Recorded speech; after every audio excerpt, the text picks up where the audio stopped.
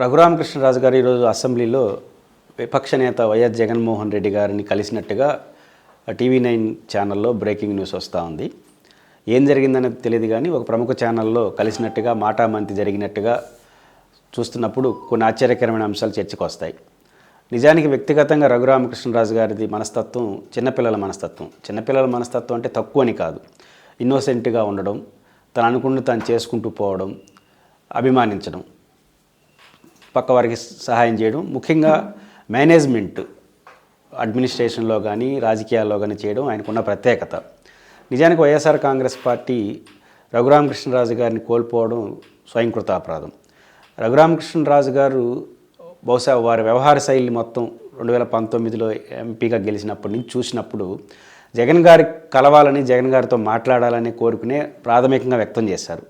నిజానికి ప్రారంభంలో వారు సుబ్బారెడ్డి గారిని, విజయసాయిరెడ్డి గారిపైన విమర్శలే చేశారు.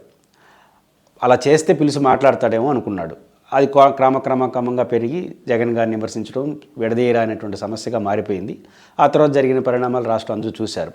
నిజంగా రఘురామకృష్ణరాజు గారు మొత్తం వ్యవహారంలో మంచి చెడ్డలు పక్కన పెడితే ఎంతో కొంత వైసీపీకి నష్టం చేసినట్టుగానే భావించాల్సి వస్తుంది. రఘురామకృష్ణరాజు గారు జగన్మోహన్ రెడ్డి గారిని ద్వేషించినట్టుగా మనం వీడియోలో కనిపిస్తాయి, కానీ ఆ ద్వేషం వెనకాల ఆయనకి అభిమానం కూడా ఉందనేది ఆయన గత చరిత్ర మనం పరిశీలిస్తే అర్థమవుతుంది. ముఖ్యంగా జగన్మోహన్ మీద కేసులు ఉన్నప్పుడు ఆయన తీసుకున్న రిస్క్ చిన్నది కాదు.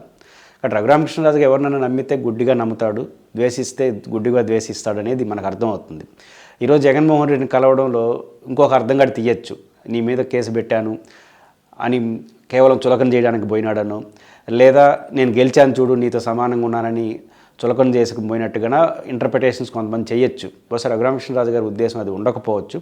ఆయన మనసులో ఎప్పటికీ వైఎస్ కుటుంబం పట్ల ఒక మంచి అభిప్రాయం ఉంది. ఈరోజు కూడా అది అట్లా కలిసి ఉండొచ్చు. దీంతో ఏదో అద్భుతాలు జరిగిపోతాయని చెప్పం, కానీ పార్టీ తెలుసుకోవాలి, మనం ప్రేమించే వాళ్ళు వివిధ రూపాల్లో ఉండే వాళ్ళతో ఎట్లా ఉండాలి, అట్లాంటి వాళ్ళని దూరం చేసుకుంటే ఎట్లాంటి నష్టాలు వస్తాయి అనేది రఘురామకృష్ణరాజు గారి ఎపిసోడ్ మనకు కనపడుతుంది. కొంత ఆసక్తికరంగా చర్చ కూడా జరగచ్చు రేపు.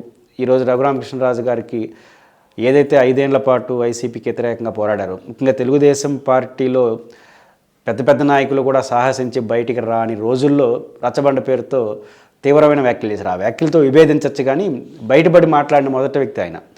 అది ఎన్నికల వరకు అందరూ అదే మాట్లాడినారు. కానీ గెలిచి ఆయనకి ఎంపీ సీట్ ఇవ్వడంలో, ఆ తర్వాత ఎమ్మెల్యే సీట్ ఇవ్వడంలో, ఆ తర్వాత ప్రభుత్వంలో ప్రాధాన్యత ఇవ్వడంలో దాని కొనసాగింపు కనపడినట్టుగా మనకు అర్థమవుతుంది. ఒకనొక ఛానల్ ఇంటర్వ్యూలో ఆయన కొంత దాన్ని ఇండైరెక్ట్గా చెప్పే ప్రయత్నం కూడా చేశారు. దానికి భిన్నంగా ఈరోజు జగన్మోహన్ రెడ్డి గారిని కలిశారంటే ఏదో తెలుగుదేశం పార్టీకి ఒక రాంగ్ సిగ్నల్ ఇవ్వడం కోసం అని కూడా ఇంటర్ప్రిటేషన్ చేయలేం. ఓవరాల్గా రఘురామకృష్ణరాజు గారి మనస్తత్వం గుర్తించిన ఎవరైనా సరే ఆయన అభిమానించే వాళ్ళతో బాగుంటాడు. ఎక్కడో ఒక చిన్న వైఎస్ కుటుంబం పట్ల ఉన్న అభిమానం జగన్ గారి దగ్గరికి ఏమన్నా కలవడానికి ఎదురుగా పోయి దీంతో ఏదో వైసీపీకి వచ్చేస్తాడు, తెలుగుదేశం విభేదిస్తారని మనం అనుకోలేం, కానీ ఆయనకి ఆ ఫీలింగ్ ఎక్కడో ఒక చోట కనపడుతున్నట్టు కనపడుతుంది. దీన్ని వైసీపీ వాళ్ళు ఎంత త్వరగా గుర్తిస్తే అంత మంచిది.